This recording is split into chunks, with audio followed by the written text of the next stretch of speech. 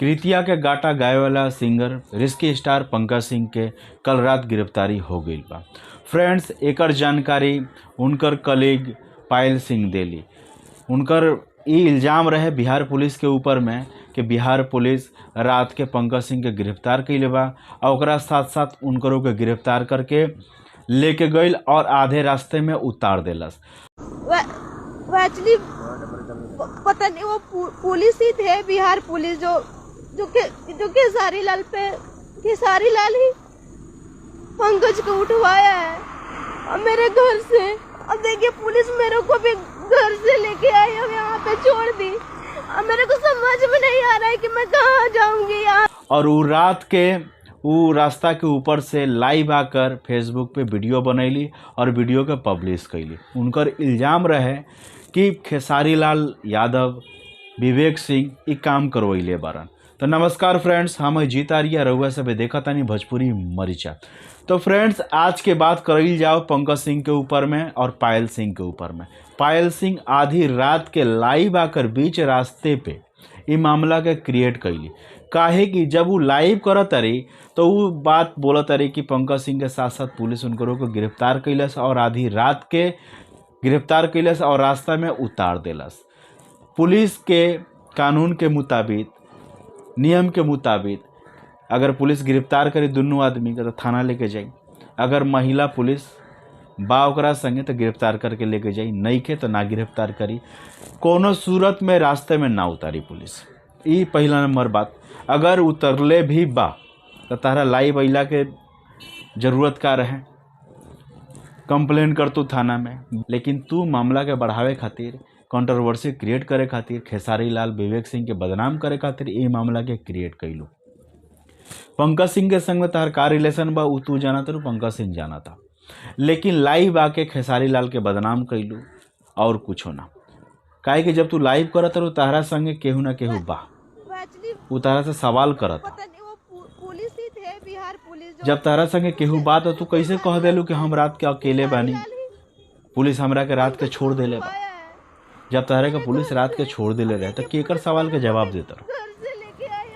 केहू ना केहू तो तारा संगे बा। ये मामला के बढ़ावे खातिर, कंट्रोवर्सी क्रिएट करे खातिर ये सब काम कैली। और कुछ क्रिटिक्स बारा सन, यूट्यूबर बारा सन, जो बिना सोचे समझे ये वीडियो को डाल के और बड़ा कंट्रोवर्सी क्रिएट करत तारा सन। मगैया जवान, आज उनका यूट्यूब चैनल पे हम वीडियो देखनी तो वो खेसारी लाल के पीछे वो इंसान पड़ले रहेला, नया बात नहीं है। तो आज वीडियो डाल के रिव्यू कैलस। रिव्यू करे के बाद में जो ये फेस वाला वीडियो रहे पायल सिंह के, उहो आके शेयर कर देलस कि दूर दूर तक पहुँचो, खेसारी लाल के बदनाम कइल जा। अगर बिहार पुलिस लेके गइल बा तो जरूर ओकरा ऊपर में मामला दर्ज भइल बा, तभी बिहार पुलिस उठा के लेके गइल बा। जब ये मामला कानून के बा तो खेसारी लाल विवेक सिंह के नाम लेला के का जरूरत रहे? भोजपुरी इंडस्ट्री में एगो खेसारी लाल खराब सिंगर नहीं खे, सभे बा खराब सिंगर। एगो उहे खराब गाना ना गावेला। पायल सिंह बोलले रहे कि चाची के बाची सपनवा में आती है, तो ये खराब गाना नहीं खे। हाँ, खराब गाना बा, एकर समर्थन नहीं करत केहू, लेकिन केहू के नाम लेके तो एमे आदमी गाना नहीं खे नु गईले। जौन सिंगर नाम लेके गावता ओकर विरोध कईल ठीक बा, और केहू के बेटी के नाम लेके गावता उहो चला मान लेते, नहीं तो खराब और नहीं बा। लेकिन फोटो लगैले का जरूरत बा?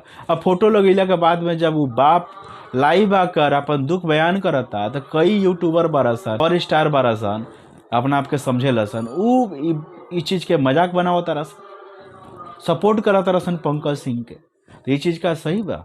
गलत अगर मान ला बिहार पुलिस सारा संग कैले बा तो इहो गलत बा, तो उहो गलत बा।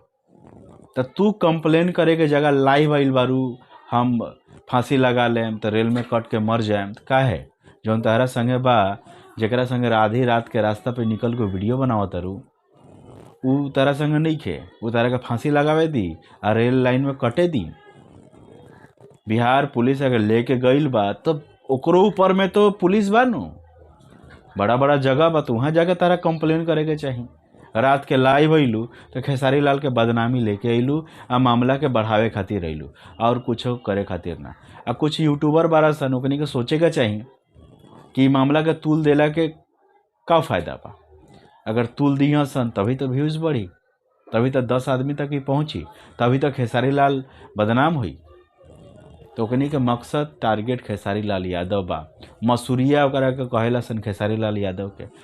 एगो औरो बड़का स्टार बा, पावर स्टार, ओकरा बारे में काहे ना बोलेला सन, हिम्मत बा तो बोल के दिखाओ सन।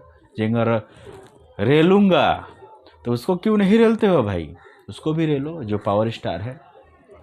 उसके बारे में जस्ट थोड़ा बहुत बोलकर निकल जाते हो। अरे खेसारी लाल के बारे में जो मन में आता वही बोलते हो।